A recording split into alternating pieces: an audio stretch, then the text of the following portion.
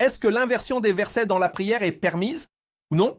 Qu'est-ce que ça veut dire? Inverser les versets? Inverser les versets, c'est lire une sourate, puis en lire une autre qui vient avant. Par exemple, lire dans la première raka tout le chapitre « Il est Dieu, l'unique », puis dans la deuxième raka, lire « Que les mains d'Abu Lahab soient brisées », parce qu'elle vient avant. Est-ce que c'est déconseillé ou pas? Ou par exemple, lire dans la première raka la sourate Al-Imran, puis dans la deuxième raka la sourate Al-Baqarah, est-ce que c'est déconseillé ou non?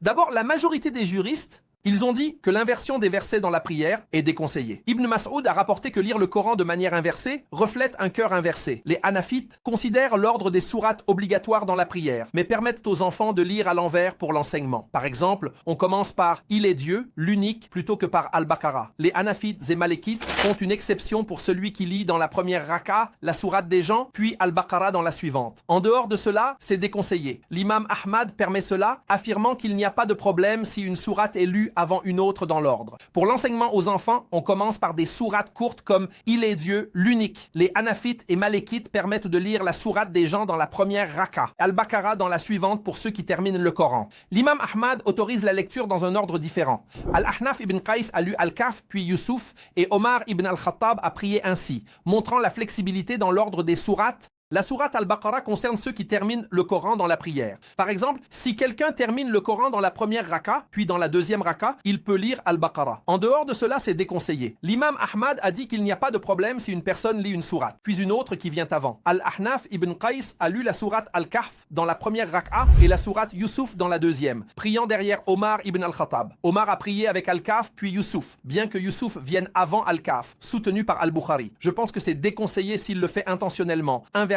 les versets. Mais s'il ne le fait pas intentionnellement, c'est permis.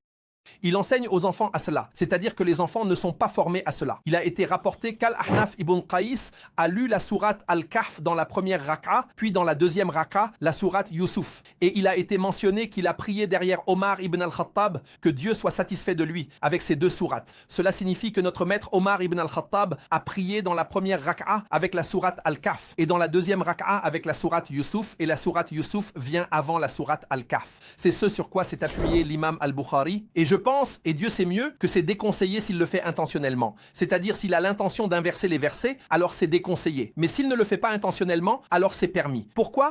Parce que le prophète a lu la sourate An-Nisa, puis dans la raka suivante, il a lu Al-Imran. Et Al-Ahnaf ibn Qais a lu la sourate Al-Kahf dans la première raka.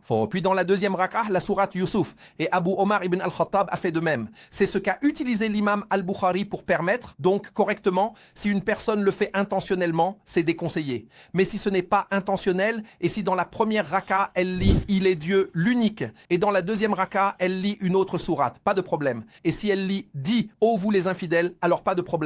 Mais si c'est fait intentionnellement, c'est déconseillé. Et Dieu, le Très-Haut, sait mieux. Et par Dieu et la victoire, dit « Ô vous les infidèles », il n'y a pas de problème. Mais si c'est fait intentionnellement, alors c'est déconseillé. Et Dieu, le Très-Haut, sait mieux.